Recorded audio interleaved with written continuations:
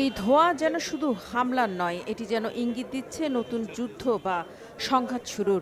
এরই মধ্যে জোরালো হয়েছে নয়া সংঘাতের সম্ভাবনাও।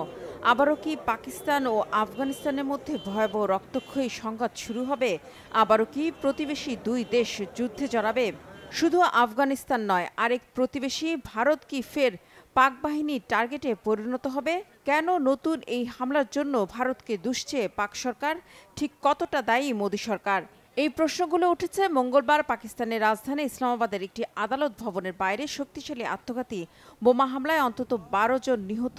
আর এই হামলার দায় পাকিস্তান ভিত্তিক জঙ্গি গোষ্ঠী তেহরিকি তালেবান টিটিপি স্বীকার করার পরই, যে গোষ্ঠীটিকে আফগান তালেবান সরকার ও ভারত সমর্থন দেয় বলে দীর্ঘদিন ধরে অভিযোগ করে আসছে পাকিস্তান। জবাবে কি বলছে ভারত ও আফগান সরকার? টিটিপি কি চাইছে? কেন তারা বারবার পাক নিরাপত্তা বাহিনীকে লক্ষ্য করে হামলা চালাচ্ছে? পুলিশ জানিয়েছে, আদালতে প্রবেশ মুখে স্থানীয় সময় মঙ্গলবার দুপুর ১:১টার দিকে আত্মঘাতী হামলাকারী এই বিস্ফোরণ ঘটায়। সে সময় মামলা সংক্রান্ত কাজে যাওয়া বিপুল সংখ্যক মানুষ ও দর্শনার্থীদের ভিড় ছিল আদালতের ভেতর ও বাইরে। পুলিশ জানিয়েছে, হামলাকারী আদালতে ঢোকার জন্য প্রায় ১২ মিনিট বাইরে দাঁড়িয়েছিল। তবে পুলিশের গাড়ি থাকায় সে ব্যর্থ হয়। পরে আদালতের গেটে পুলিশের গাড়ির পাশেই বোমার বিস্ফোরণ ঘটায় সে। তাদের ধারণা, নিরাপত্তা বাহিনীকে টার্গেট করেই আত্মঘাতী হামলা চালায় বোম হামলাকারী। হামলার পর ধোঁয়া আর রক্তে ভেসে যায় ওই এলাকা। ছড়িয়ে ছিটিয়ে পড়ে থাকে মৃতদেহগুলো। প্রত্যক্ষদর্শীরা জানিয়েছে, বিস্ফোরণটি এতই শক্তিশালী ছিল যে শব্দ ৬ কিলোমিটার দূর পর্যন্ত শোনা গেছে।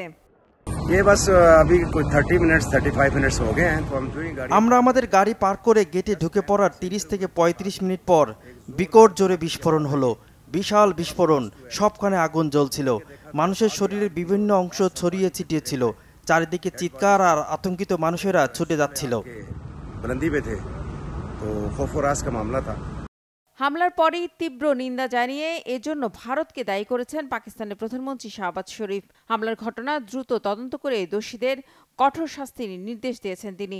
শুধু টিটিপি নয়, হামলার পেছনে ভারত সমর্থিত বেলুচ বিদ্রোহী গোষ্ঠীগুলোকেও সন্দেহ করছে ইসলামাবাদ। আর ইসলামাবাদে হামলার ঘণ্টাখানেক পর পাকিস্তান ভিত্তিক জঙ্গি গোষ্ঠী তেহরিকি তালেবান টিটিপি হামলার দায় স্বীকার করায় এখন আফগান ও ভারত দুদেশের দিকেই সন্দেহের তীর আরও জোরালো করেছে পাক সরকার। তাদের অভিযোগ, পাকিস্তানের ভেতরে অস্থিরতা তৈরির জন্য টিটিপিকে মদদ দেয় আফগান তালেবান সরকার ও ভারত। শুধু তাই নয়, এই অভিযোগে গেল অক্টোবরে আফগানিস্তানের ভেতরে হামলা চালিয়েছে পাক বাহিনী, যার জেরে দুই দেশের মধ্যে কয়েকদিন পাল্টাপাল্টি সংঘাত হয়েছিল। পরবর্তীতে কাতার ও তুরস্কের মধ্যস্থতায় যুদ্ধবিরতিতে যায় দুই দেশ। স্থায়ী যুদ্ধবিরতির জন্য তুরস্কে পাক ও আফগান প্রতিনিধিরা শান্তি আলোচনায় বসলেও গেল শনিবার তা ভেস্তে যায়।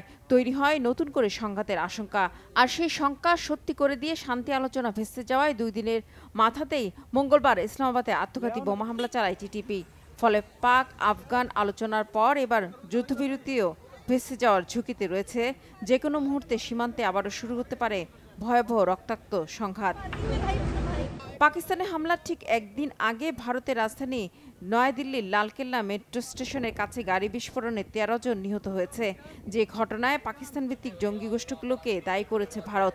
২৪ ঘন্টার ব্যবধানে ভারত ও পাকিস্তানে এমন রক্তাক্ত হামলা ও বিস্ফোরণের ফলে ওই অঞ্চলে নতুন করে অস্থিরতা ও সংঘাতের শঙ্কা তৈরি হয়েছে বলছেন বিশ্লেষকরা।